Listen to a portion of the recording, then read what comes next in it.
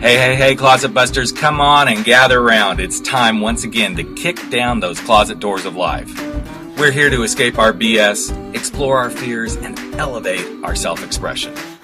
I'm your host, Rick Clemens, bold move expert and coming out coach, and I'm going to take you to the party, the pulpit, the wake, and back to the party of living your life uncloseted. So come on, grab hold of yourself and get ready to step out, step up, and step into living your truth as we explore more stories, tips, and tricks for living your life uncloseted. Now let's get to the show. Hey, closet dwellers and bold move makers. It is time once again for Life Uncloseted. I'm your host, Rick Clemens, and today we're going to cast aside some traditional roles because sometimes roles just need to be thrown out the window because that's the way you're going to live your life uncloseted. That's how you're going to step into being yourself. And whether it comes to womanhood, motherhood, being a man, being a woman, you know what? There's this new emergence of people in the sphere. And I shouldn't say new because they've been around forever, but it seems like they're everywhere in the news right now and everywhere in politics. People are wanting to put them in their place where they don't need to be because, well, they're just uninformed. They don't get it. They can't wrap their heads around it. And I'm talking about the fight for trans equality. And you know what? I have had numerous friends who are in this community, and they have taught me so much. And I felt really thrilled when one of my publicity friends said, "Hey, I've got someone you need to be talking to." She's a former Real Housewife of Miami. She's an LGBT activist. She has just recently been given a beautiful designation as Variety Magazine's Woman of Empowerment. Her name is Lauren Foster, and she is joining us here on Life Uncloseted. Welcome, Lauren, to the podcast. I'm so happy to have you here. Hi, Rick. Thank you so much for having me. It's great. Absolutely. I'm looking forward to chatting with you and all your listeners. That's awesome. Well, and I know I'm gonna give the listeners a little secret. She is lounging in the Hamptons. Lucky her. She's joining us poolside and enjoying her life, as all of us should, because she is being exactly who she's meant to be. But this hasn't always been the case, because I know in reading your bios and everything, the very first time this kind of really cropped its ugly head is when you were modeling and somebody finally figured out, wait, this person isn't exactly who we thought. So why don't we start maybe there, or any other stories previous, because I know your journey has been amazing. It's been beautiful. You now help people in this arena. But what was that first encounter really like when you're like, okay, I'm dealing with some crap now? Well, you know, Rick, I always lived my life as a woman. I never identified as anything other than that. Mm-hmm. And I never, I started modeling, my modeling career when I was about 17. And when I first started modeling in South Africa, my friend who was an agent scouted me, and I was never modeling as a trans person. I always modeled as a woman. You know, I also don't believe there's so much going on about this trans revolution. Yep. And there's good things and bad things about it. Like, I don't think that anybody ever should hire me because I'm trans. I think you should hire me because I sell your dresses, because that's how I think. Yep. And I know that sometimes I'm kind of a bad trans person, because I think that people are screaming out loud and clear, "Oh, I'm trans," and equal rights, and that's great. And I think it's moving this, our community forward and making people talk about the community. But I've always identified as a woman, never as a trans woman. So I modeled all over the world, and I ended up in Mexico City and went on a casting. My agent never knew I was trans, and I just went on a casting, and I got this job working, doing a 5-page editorial for Vogue. And it was, every model's ultimate goal is to be in Vogue magazine. And so I was super nervous, and, I didn't want to get my hopes up, and I went on the casting, and I ended up getting the job. And I did the job, and I never said anything to anybody. And it came out 2 weeks after we had done the shoot.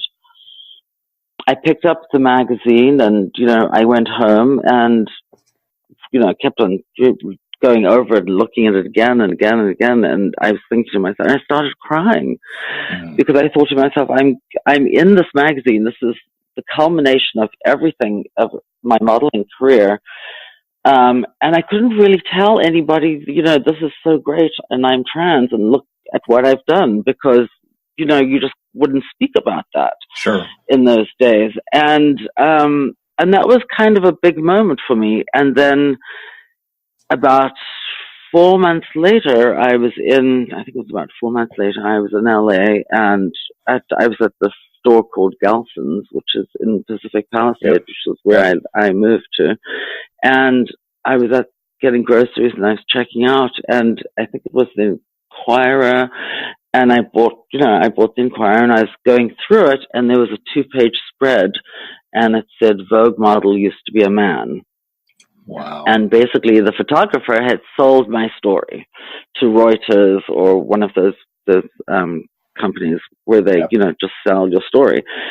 And I mean, my heart skipped a beat, and I went home and I showed my boyfriend at the time. And it was the worst experience because, I was outed, nationally. And the hard part, the easy part was that, this is pre-internet, because of course, I'm not 20.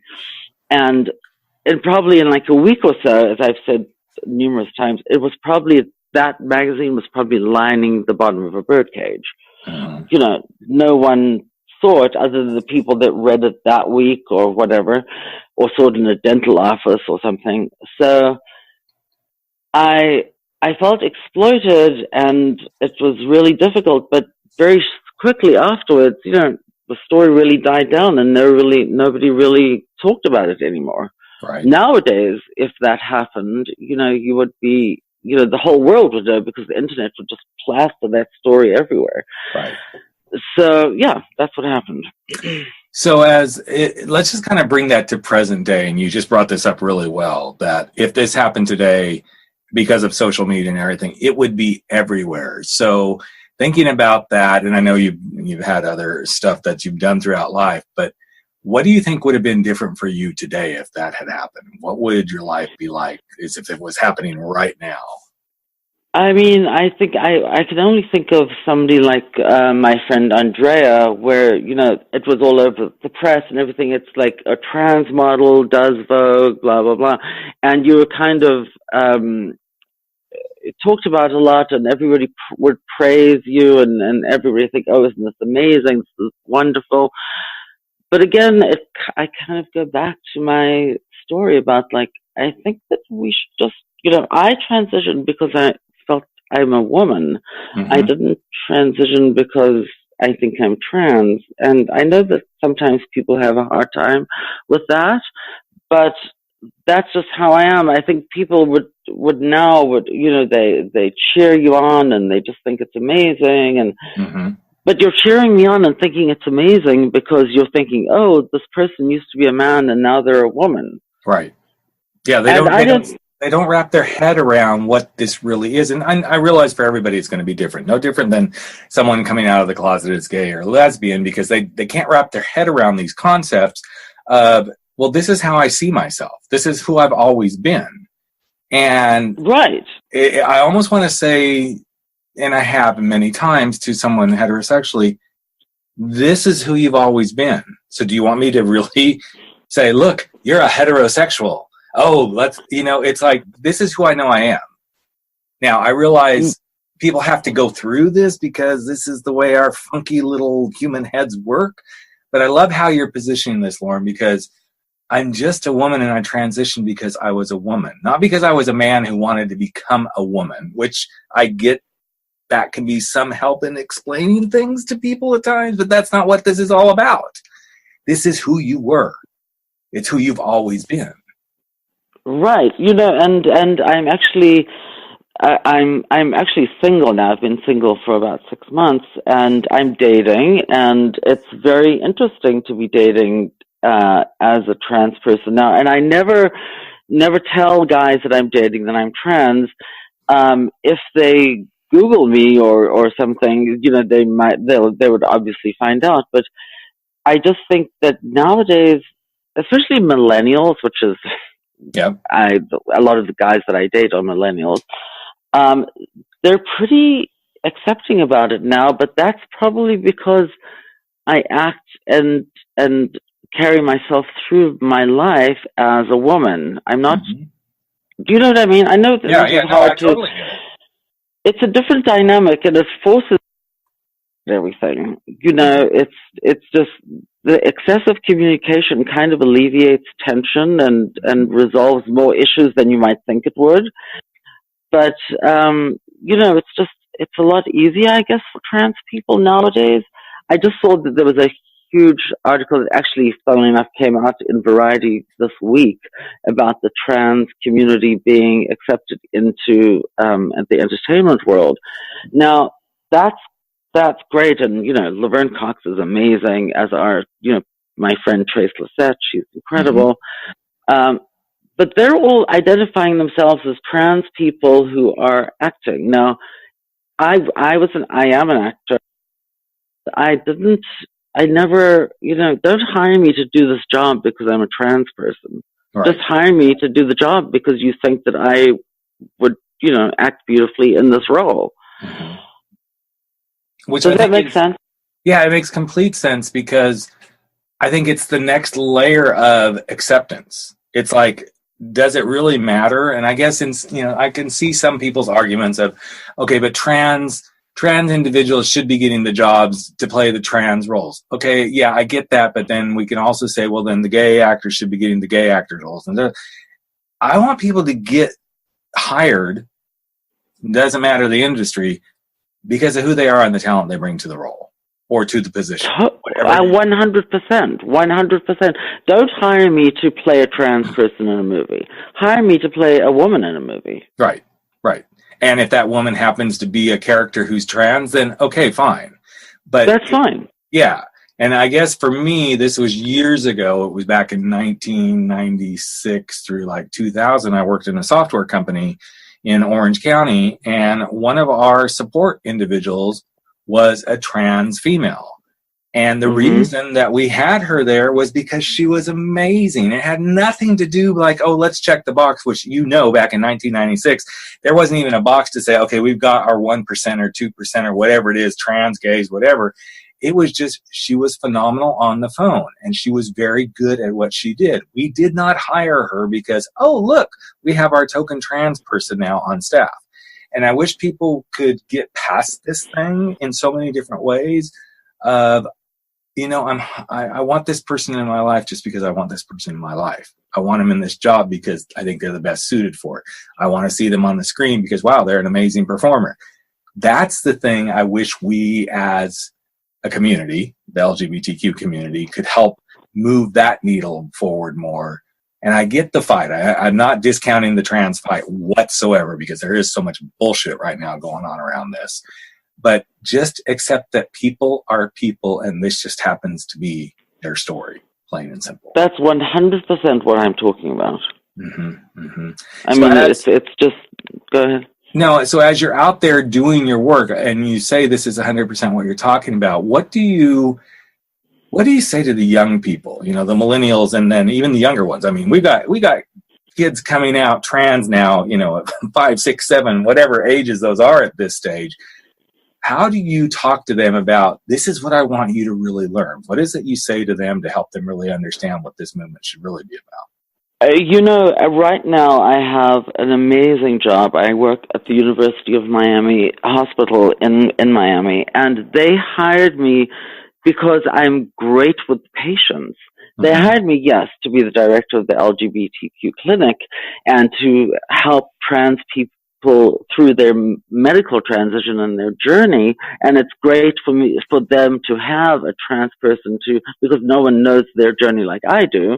Right. But they've hired, and basically, it's amazing because they hired me to do that job, and my job has taken on a complete other turn as well, because the CEO of the hospital saw how wonderfully all patients, oncology patients, everybody reacted to just me as a person, not me because I'm trans. Right. And the way that they, the way that I deal with those patients they love that. And so my role now has changed completely. I take care of all the HPPs, the VIP patients, Mm-hmm. and things like that. So, my role has taken on a completely different turn because of that exact thing that we're talking about right now. Mm-hmm. It's about being good at what you do, and It's nothing just else. exactly. It's being who I am and being good at my job or being good as in my role. It's got nothing to do with me being trans. But Lauren, don't you think part of that, and it was interesting because I was just interviewing another guest earlier today, and we had this similar conversation that it's about you really resonating with yourself. And when you can resonate with yourself and be good with yourself, then you can be good with other people. You can project that out. But those that struggle with being good with themselves, it seems like they bring that to the table, and then that opens the door for everybody else to say, oh, okay, well, we need to treat you like this because this is how you show up. Personally, me being a gay man is about, I don't know, 20, 30, 40 things down the list of who I am. I'm a dad. I'm a radio, podcast host. I'm a coach. I'm a husband. I'm all these other things. Oh, by the way, yeah, I happen to be gay. It's not. Yeah, but you wouldn't want to be referred to as this great gay journalist or this great gay dad. You're just a great journalist or a great dad. Right, exactly. And I think sometimes and I realize the importance of us keeping these things in the forefront because we are far from acceptance in society. However, sometimes I think we put them so far in the forefront that we cause some of these problems ourselves instead of let's just be. Because the more we can normalize, and I know in our communities, I know I'm probably pissing some people off right now with what I'm saying, but the more we just live normal, most people aren't going to even question. They're just like, oh, that's Lauren. Oh, that's Rick, and it isn't until, and if they do get, if they get torqued by it, then it isn't because I was hiding anything. It's like, did I walk up to you and say, oh, are you heterosexual? Are you not divorced? Are you, I don't go through this list with anybody I meet. It's like, oh, hey, I'm Rick and your name. Okay, cool. And life goes on. Right. I feel like that's where I want this to end up, this story. That's where I want all the activism and everything that I do. And I think, and in that respect, I think I'm a great example of that. I have never had a man end a relationship with me because he found out that I was trans, ever. Mm-hmm. And I understand that maybe that has happened to trans people, and I don't discount their relations or their struggles at all. But it's just I want the story to end like this: to be a guy meets a girl, they end up dating, they end up married, they end up having a relationship, and that shouldn't be an issue. That's where I want this to end up. Mm-hmm. Mm-hmm. And I wish that for everyone, not just God, LGBT. Totally. People. I want everyone to be able to do that. And again, I think you and I are on the same page. We appreciate this pieces of the story, but there's so much more to the story, There's so much more to us than being trans or gay or whatever it is. Right. I mean, I also wish that the T wasn't in the LGBTQIA story, because trans is not my sexuality. No. Trans is my gender identification. Lesbian, gay, bisexual, whatever. That's all a sexual. Yep. It is, but it's not. But trans is not sexual. Being transgender doesn't define my sexuality at all. But this is where society trips over that. I have been on so many panels and talked in so many different places. And when we get to the transgender piece of the story, I can almost see the audience just go, oh, well, that's because this person is a female and they really want to be with a male. That's not it at all.